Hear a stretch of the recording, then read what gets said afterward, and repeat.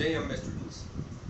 सो आज हम देखेंगे चैप्टर 6 एनाटॉमी ऑफ प्लांट में next topic that is simple permanent tissue. अब जिसको नहीं याद है कि सिंपल परमानेंट टिश्यू क्यों, तो हमने जब टाइप्स देखे थे टिश्यू के, तो उसमें हमने क्या देखा था, meristematic tissue, permanent tissue. Permanent tissue में अगेन हमने दो टाइप देखे थे, सिंपल एंड कॉम्प्लेक्स। सिंपल के अंदर हम आज तीन जो मैंने बताए थे कि पैरेन्काइमा, कोलेनकाइमा, स्क्लेरेन्काइमा होते हैं, उसमें आज हम सबसे पहले दैट इज पैरेन्काइमा को देखने वाले हैं। ठीक है, चलो। सिंपल परमानेंट टिश्यू मतलब ये एक ऐसा टिश्यू है जो परमानेंट रहने वाला है। ओके, अब एक और चीज मैं आपको बताना चाहता हूँ कि मैंने बोला था कि permanent tissue has lost their ability to divide, but यहाँ पे थोड़ा सा एक्सेप्शन है। ये एक ऐसा टिश्यू है कि जो घाव लगने पर या कुछ टूट जाने पर या फिर जरूरत पड़ने पर वापस अपनी ability of the meristematic characters, मतलब कि अपनी एबिलिटी जो थी वापस डिवाइड करने की, वो अटेन कर सकते हैं। That's why they are very simple as well. Okay, अब इसके थोड़े बहुत कैरेक्टरिस्टिक्स है कि क्यों ये सिंपल है, राइट। तो parenchyma it is simplest as compare to other permanent tissue, it is the simplest, unspecialised. उसका कोई इतना ज्यादा कोई स्पेसिफिक काम नहीं है। हाँ करते हैं, बट सब कुछ थोड़ा सब कुछ करते हैं। मोस्ट प्रिमिटिव मतलब सबसे ज्यादा प्रिमिटिव है, एडवांस नहीं है, अभी तक अभी एडवांस होना बाकी है। ठीक है, एंड मोस्ट अबेंडेंट, बहुत ज्यादा अमाउंट में ये पाया जाता है। इन case of plant they are living cells. See, first of all there we have to specify they are living cell, मतलब they are going to perform any metabolic activity. Thin cell wall होगी, cellulosic cell wall, मतलब cellulose से ही cell wall बनती है, but यहाँ पे बहुत ज़्यादा पतली आपको मिलेगी। अब जब परमानेंट टिश्यू को आप जब general characteristics of permanent tissue पढ़ोगे, तब उसमें आएगा थिन सेल वॉल या फिर thick cell wall. Thick cell wall मतलब वो दोनों सेल्यूलोज से ही बनते हैं, बट यहाँ पे सेल वॉल बहुत ज़्यादा पतली होती है। ठीक है, जिसके कारण फ़ायदा क्या होता है कि दो सेल्स के बीच में अगर कुछ ट्रांसफ़र करना है तो आसानी से हो सकता है, जल्दी हो सकता है, बहुत ज़्यादा मेहनत नहीं करनी पड़ती। वैसे वो तो थिक में भी हो जाता है, पर फिर भी just for an understanding purpose. तो थिन सेल वॉल होती है, आइसोडायमेट्रिक होती है। आप ध्यान से देखोगे, देखो मैंने यहाँ पे डायग्राम बनाया, ऑलमोस्ट दे आर सिमिलर, बहुत ज़्यादा कोई डिफरेंट नहीं है। ज़्यादातर ये स्फेरिकल होते हैं, ओवल होते हैं, बट कभी कभी वो थोड़े से ऐसे स्ट्रेच हो जाते हैं, लंबे हो जाते हैं। रीज़न क्या है कि थोड़ा प्रेशर आता है, प्लांट इतना बड़ा होता है। ओके, तो कभी कभी बिकॉज ऑफ प्रेशर उसकी साइज चेंज हो सकती है, वरना नॉर्मल ये स्फेरिकल या तो ओवल साइज के आपको देखने को मिलेंगे। ठीक है, ओवरऑल स्फेरिकल शेप के होते हैं, पर कभी कभी आपको लंबे सेल्स भी दिख जाएंगे बिकॉज ऑफ द प्रेशर। उसके ऊपर जो प्रेशर लगता है ना दूसरे सेल्स या फिर दूसरे ऑर्गन्स ऑफ द प्लांट के वजह से। इसलिए कहाँ पे पाया जाता है, where do we see the simple permanent tissue that is parenchyma, हमें कहाँ पे देखने को मिलता है, बहुत इंपॉर्टेंट है। एंटायर मेसोफिल, आप थोड़े बहुत नाम ऐसे जो आप अभी नहीं समझोगे, जैसे कि ये मेसोफिल कहाँ है, कॉर्टेक्स कहाँ है, पिथ कहाँ है। ओके, नेक्स्ट आगे जब हम धीरे धीरे स्टडी करेंगे मोनोकोटोम, डाइकोटोम, तो वहाँ पे लीफ का जब हम देखेंगे तो वहाँ पे हमें पता चलेगा एक कॉर्टेक्स है, एक जगह है जहाँ पे मतलब रूट के अंदर थोड़े बहुत सेल्स है, उसको हम कॉर्टेक्स कहते हैं। फिर एक जगह होगी जहाँ पे हम लीफ के अंदर जो बीच वाला पार्ट होता है जो ज़्यादा ग्रीन होता है, विच performs most important thing is photosynthesis, उसमें मेसोफिल्स में ये सबसे ज़्यादा अमाउंट में होता है। कॉर्टेक्स एंड पीथ, पीथ होता है सबसे सेंटर में, कॉर्ट होता है वो रूट्स के आजू बाजू वाले में, मतलब रूट के अंदर की बात कर रहा हूँ मैं। अभी सिर्फ नहीं समझ आ रहा है कोई बात नहीं, अभी सिर्फ समझ लो कि ऐसा कुछ होता है रूट में। कहाँ होता है वो आगे हम फर्दर नेक्स्ट टॉपिक्स में देखेंगे। फिर आते हैं रूट एंड स्टेम्स के अंदर, ये सब पैरेन्काइमा होते हैं, मतलब almost all the parts of the organs, plant के सारे ऑर्गन्स, रूट, स्टेम्स, लीफ, सबके अंदर आपको ये simple permanent tissue that is parenchyma आपको देखने को मिलेगा। ओके, ये थोड़ा इंपॉर्टेंट है और थोड़ा सा कंफ्यूजिंग लग सकता है, बट इतना कंफ्यूज मत होना, यही चीजें हम आगे जाके पढ़नी है। कॉर्टेक्स कहाँ है, पीथ कहाँ है, मेसोफिल क्या है, क्या काम करता है, तब उस टाइम पे जब मैं ये पढ़ा रहा हूँगा तब मैं वापस नहीं बताऊंगा कि पैरेन्काइमा क्या है। तो अभी सिर्फ आप पैरेन्काइमा पे ध्यान रखेंगे, बाकी का फर्दर हम आगे देखने वाले हैं। चलो अब बात करते हैं सेल वॉल इज थिन। मैंने आपको पहले बताया था of this cellulose, it is composed of cellulose, मतलब सेल्यूलोज से बनी है और किसी मटेरियल से नहीं बनी, as it is plant cell, तो ऑब्वियसली। अब इसका फंक्शन क्या है, पैरेन्काइमा का फंक्शन क्या है। ओके, अब टिश्यू होगा तो कोई फंक्शन होगा, जैसे हमारे में मसल है तो मसल का काम क्या है, हिलना डुलना। कार्डियक मसल है, उसका काम क्या है, पंप करना। ओके, पेनक्रियास का काम क्या है, सिक्रेट करना। तो वो टिश्यू का सबका एक फंक्शन होता है, वैसे इसका मैंने बोला ये वाइड अमाउंट में पाया जाता है, they are the simplest and unspecialised, अभी भी इतना कोई स्पेशल नहीं है। तो इसका बहुत सारे काम हो सकते हैं, जैसे कि helps in storage of food.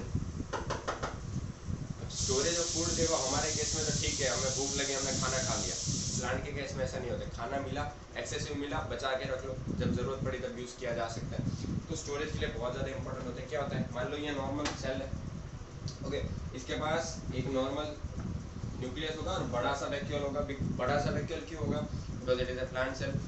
बहुत सारा फूड स्टोर कर लेता है, ये बहुत ज़्यादा फूड स्टोर करता है, इसलिए इसको हम स्टोरेज ऑफ फूड के लिए भी काम करते हैं। बहुत ज़्यादा मतलब इसके कंपेयर में बहुत ज़्यादा, मतलब अपने खुद की साइज के हिसाब से बहुत अच्छे तरीके से फूड को स्टोर कर लेता है। फूड क्या होता है, देखो मेन तो होता है जो लीफ खाना बनाता है। खाना बनाना मतलब ग्लूकोज बनाता है with the help of sunlight, water and carbon dioxide. Leaf क्या करेगा, तो अपना ये ग्लूकोज बनाएगा। अब ये ग्लूकोज अगर एक्सेसिव है हमारे पास, we don't need as much as glucose जितना हमने बनाया, तो हम क्या करेंगे, उसको स्टोर करेंगे, उसमें ये काम आता है। फिर आता है कंडक्शन ऑफ मटेरियल्स, गैसेज हो गया, मिनरल्स हो गया, ट्रांसपोर्टेशन, आयन, सॉल्ट्स, इन सब का एक सेल से दूसरे सेल, दूसरे सेल से एक सेल ले जाना आसानी से हो जाता है। दूसरी चीज़ आप देख लो, ये लूजली अटैच्ड है, ऐसा नहीं है कि कॉम्पैक्टली अटैच्ड। आपको इंट्रासेल्युलर स्पेस दिख जाएगी, देख रहे हो ये सारी इंट्रासेल्युलर स्पेस है, दो सेल्स के बीच में प्रॉपर जगह मिल जाएगी आपको।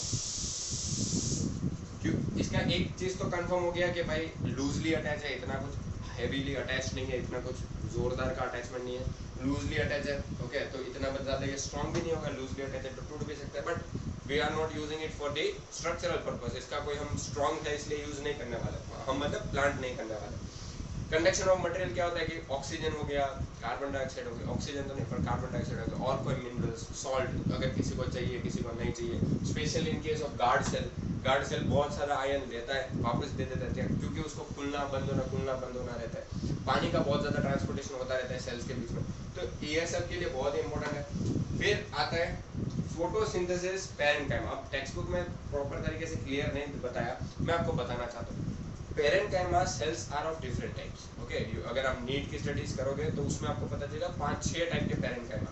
मैं सबका नहीं बताऊंगा, मैं अभी यहाँ पे एक इम्पोर्टेंट चीज का बता दूंगा कि जो पैरेन्काइमा मैंने बोला लीफ में भी होते हैं, रूट्स में भी होते हैं, एज वेल एज स्टेम में भी होते हैं। अब देखो लीफ में है तो लीफ का काम है फोटोसिंथेसिस करना, राइट। लीफ का काम क्या है, फोटोसिंथेसिस करना।